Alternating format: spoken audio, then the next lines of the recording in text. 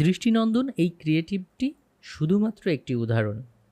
তার কারণ এমন হাজারো ক্রিয়েটিভ আমরা তৈরি করতে পারবো শুধুমাত্র এই একটি ট্রিক্স শিখতে পারলে।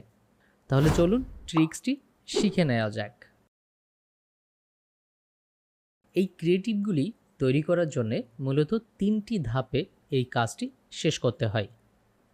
প্রথমত আপনাকে আপনার অবজেক্ট তৈরি করে নিতে হবে।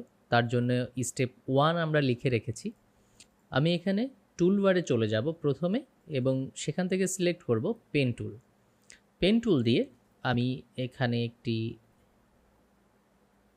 ছোট পাতা তৈরি করব।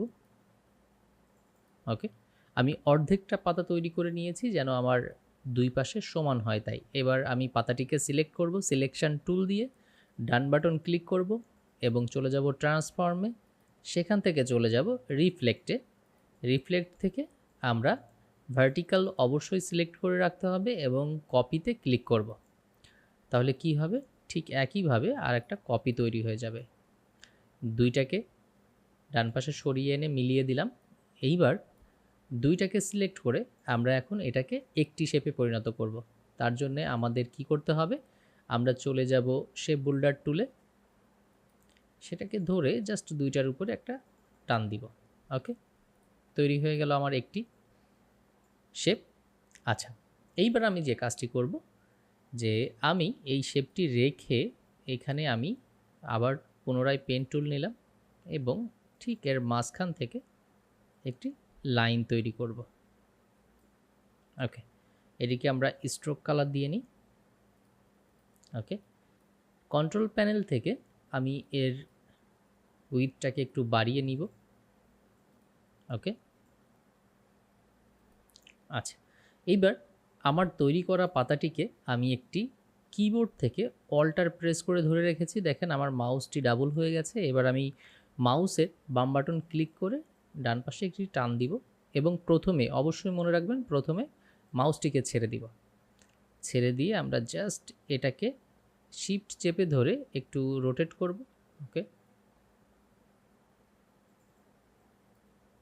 ওকে, এটাকে পুনরায় আমরা ডান বাটন ক্লিক করব, ট্রান্সফর্ম, রিফ্লেক্ট, কপি। এটাকে ধরে নিয়ে আমরা চলে যাব বাম পাশে। ওকে, এইবার এই দুটাকে ধরে আমি অল্টার প্রেস করে জাস্ট নিচের দিকে টান দিব, যতটা গ্যাপ আপনার প্রয়োজন আপনি দিয়ে নেবেন। এইবার কন্ট্রোল ডি দিব আমরা। ওকে, এইভাবে করে যতটা আপনার প্রয়োজন আপনি দিয়ে নেবেন। আমি এইবার আমার স্ট্রোকটাকে একটু বড় করে দিই। ওকে, এইবার আমার স্ট্রোকটাকে আমি একটু ভেঙে ফেলবো। তার জন্য চলে যাব অবজেক্টে, অবজেক্ট থেকে এক্সপেন্ড এবং এখান থেকে ওকে, সেটা শেপে পরিণত হয়ে গেছে। এইবার আমি এটাকে সিলেক্ট করলাম। সিলেক্ট করে আমরা চলে যাব উইন্ডোতে, উইন্ডো থেকে পাথফাইন্ডার এবং এইখান থেকে ইউনিটিতে ক্লিক করব। ওকে, তাহলে কি হলো যে আমাদের এক একটি শেপ এক এক জায়গায় চলে যেতে পারতো। এই জন্য আমরা যে কাজটি করলাম যে সবগুলো শেপ দিয়ে একটি শেপ তৈরি করে নিলাম। দেখুন এটা এখন মাত্র একটি শেপ। ওকে, অনেকগুলো শেপ ছিল আমাদের, সেটা থেকে আমরা একটু ঝামেলা কমিয়ে নিলাম, একটি শেপে পরিণত করে নিলাম। এইবার আমাদের স্টেপ 2। স্টেপ 2তে আমাদের কাজ হলো যে এই যে আমাদের শেপটি রয়েছে এই শেপটিকে আমরা একটি ব্রাশে পরিণত করব। আর এই ব্রাশে পরিণত করতে গেলে আমাদের যে কাজ করতে হবে সেটা হলো আমাদের চলে যেতে হবে উইন্ডোতে, উইন্ডো থেকে আমাদের চলে যেতে হবে ব্রাশ প্যানেলে। এই যে ব্রাশ প্যানেল, আমি এখানে ক্লিক করলাম, চলে আসলো আমার ব্রাশ প্যানেল। এইবার এইটাকে আমি ধরে মাউসের বাম বাটন ধরে এর মধ্যে ছেড়ে দিব। আচ্ছা, তার আগে আমি এটাকে একটু ছোট করে নিই। ওকে, আমি ধরে এর মধ্যে ছেড়ে দিব। ঠিক এরকম একটি ডায়লগ বক্স আসবে যেখানে আমাকে নির্দেশ দিতে হবে যে কোন ধরনের ব্রাশ আমি তৈরি করতে চাই। আমি এখানে আর্ট ব্রাশ সিলেক্ট করব এবং ওকে করে দিব। এইবার আমার সামনে আরও একটি ডায়লগ বক্স চলে আসলো। আমি এখানে কোনো ধরনের পরিবর্তন না করে আমি আর্ট ব্রাশ লিখে আমি একটি নাম লিখে এটাকে ওকে করে দিলাম। এই যে আমার ব্রাশটা এখানে রেডি। ওকে, তাহলে 2 নাম্বার স্টেপ শেষ। এইবার 3 নাম্বার স্টেপ। 3 নাম্বার স্টেপে আমি কি করব, আমি একটি ইলিপস বা সার্কেল নিয়ে নিব। এইখানে আমি সেই সার্কেলটাকে তৈরি করব। ওকে, তৈরি করে আমি এটাকে স্ট্রোক কালার দিয়ে দিব। এইবার যতটুকু আপনার প্রয়োজন এটাকে সমানভাবে কাটার জন্য আপনি যে সহযোগিতাটা নিতে পারেন সফটওয়্যার থেকে, সেটা হলো আপনি Ctrl+R প্রেস করলে এই উপরে এবং বাম পাশে রোলার চলে আসবে। সেখান থেকে আপনি মাউসের বাম বাটন ধরে টেনে, আমি ধরলাম যে আপনার এতটুকু প্রয়োজন, এখানে একটা দাগ দিলাম এবং নিচেই এতটুকু প্রয়োজন। ওকে, এইবার আপনি কি করবেন, চলে যাবেন টুলবারে। টুলবার থেকে আমরা ইরেজার টুলের মধ্যে যে পাবো সিজার টুল, এটাকে সিলেক্ট করব। এবার আমরা আমাদের ঠিক সেই জায়গাগুলো যেখান থেকে আমাদের আর প্রয়োজন নেই সেখানে একটা করে ক্লিক করব।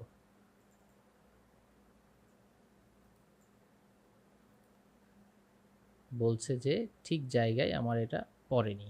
ওকে, এটা কেটে গেছে। এইবার আমি নিচে ক্লিক করছি।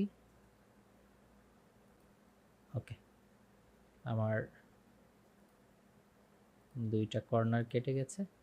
আমি ডান বাটন ক্লিক করে হাইড করে দিচ্ছি আমার লাইনগুলিকে। দেখুন আমার এই যে ইলিপসটাকে আমি আমার প্রয়োজন অনুযায়ী কেটে নিয়েছি। এবার আমি এটাকে ধরবো, ধরে আমি এখানে ক্লিক করব। এইবার খেয়াল করে দেখুন এই বিপদটা বা এই ভুলটা আপনাদের সবার ক্ষেত্রে হতে পারে।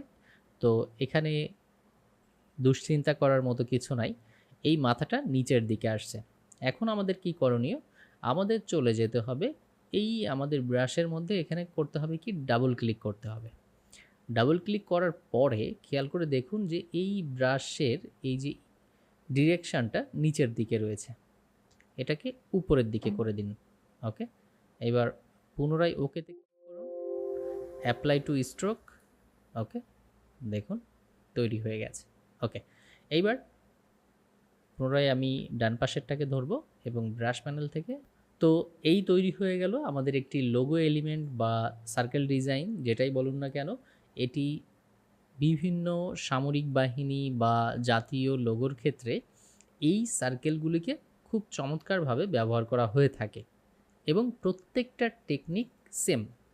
আজকে আমি যে 3টা স্টেপের মাধ্যমে আপনাদেরকে দেখালাম, এরই মাধ্যমে গেলে আপনাদের জন্য জিনিসটা করতে একটু সহজ হবে এবং দেখতেও অনেকটা সুন্দর হবে।